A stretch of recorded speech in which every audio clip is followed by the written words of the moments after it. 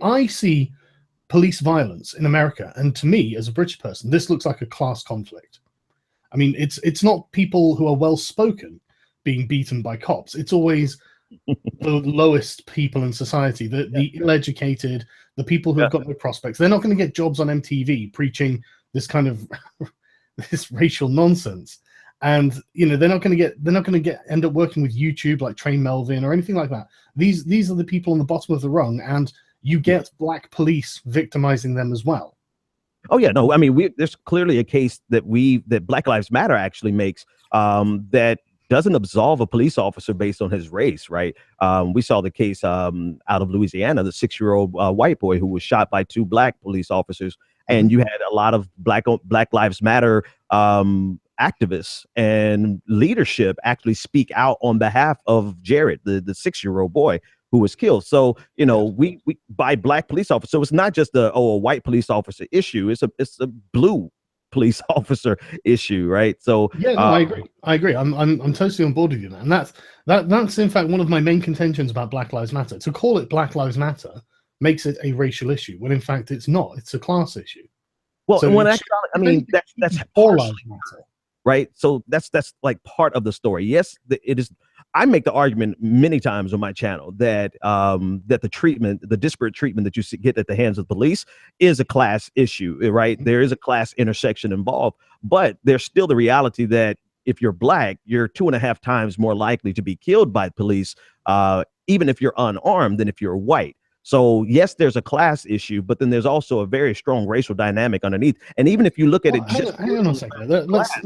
Let's stop on the racial dynamic a second, because I'm very interested in that. Because I looked at the Washington Post, was it, who did the 2015 police statistics of who they killed, and I mean, black people were disproportionately killed, but it didn't appear to be about racism. I mean, it seems to stem out of the various social and family problems coming out of black communities in the United States.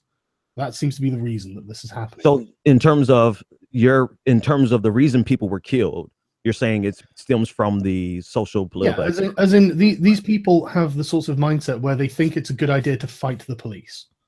These people have the sense of mindset to have the police. So, actually, that's a pretty broad statement that you're trying to apply to. You're trying to generalize it, right? I mean, there's so many. I'm generalizing. Yeah, I'm making a broad statement. I realize it's not going to be accurate in every single case. But for example, I went through the list of the Washington Post examples, and they actually, if you scroll down and it was a long list, they would actually give you a brief description of what has happened in each case. And I mean, 90% of the shootings by the police were of armed suspects who were obviously actively resisting. Right. So I think it's fair for us to say that's probably a legitimate use of police force, right? Yeah, right. So, I mean, there are more instances of police officers with justified shootings, according to the Washington Post report, right? But there are. Hang on. The thing is that directly after that, if you actually go down and look at the unarmed ones, if you just go through, I should have made a tally actually, but I just kept seeing black suspect attack the police, or tried to take his gun, or tried to do something. So even though the man was unarmed, he was still actively trying to assault the police. And do you think in those circumstances the police are justified in defending themselves? I mean, I can't speak to a general statement, right? So case by case, I think anyone rational and reasonable will go case by case and say, okay, these are the facts of this case, right? But so often, I mean, would you concede to the fact that there have been plenty of examples where police officers have shot someone who was not a threat to them? Oh yeah, absolutely, absolutely. And that's specifically what Black Lives Matter is speaking to. Not just the actual shooting, right? So Black Lives Matter is actually going for far more. They're going for accountability and transparency. They're asking the police agencies to actually report on something. There's some police agencies across the United States that don't even report the race or the incident, right? So there's instances where we don't even know the facts of the case because they're not required to report in their particular city. And Black Lives Matter is saying we need to get some unified reporting across the country. Yeah, that undoubtedly standards, and I think that's pretty reasonable. Absolutely. I mean, totally in support of holding the police accountable. I think any power needs to be held accountable. But like, for example, you said you don't want to speak to generalized statements, and then you said that black people were 2.5 times more likely to be killed by the police.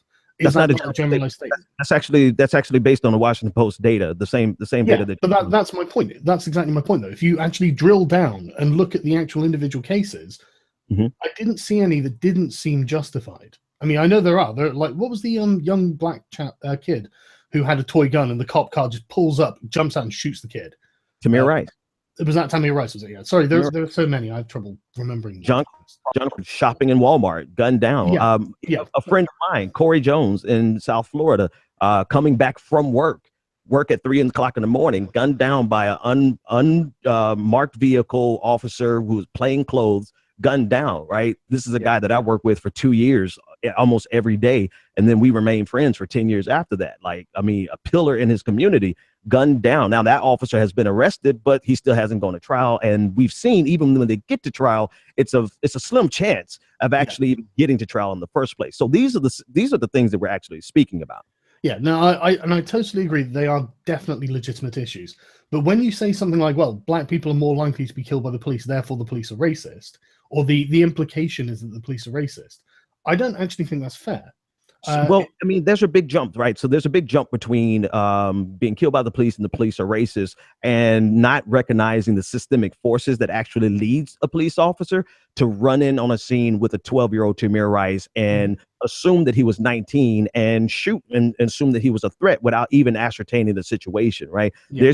There are preconceived notions and biases that people are, these implicit biases that they may not even be aware of. And that's something that has to be spoken to as well, right? So you may not consider yourself a racist, you may not be a technical racist, but if your first assumption is you feel threatened or you feel like your life's in danger because the person is black, then that, whether you call it racist or not, that's extremely dangerous and detrimental to the African-American community, and we have to address that.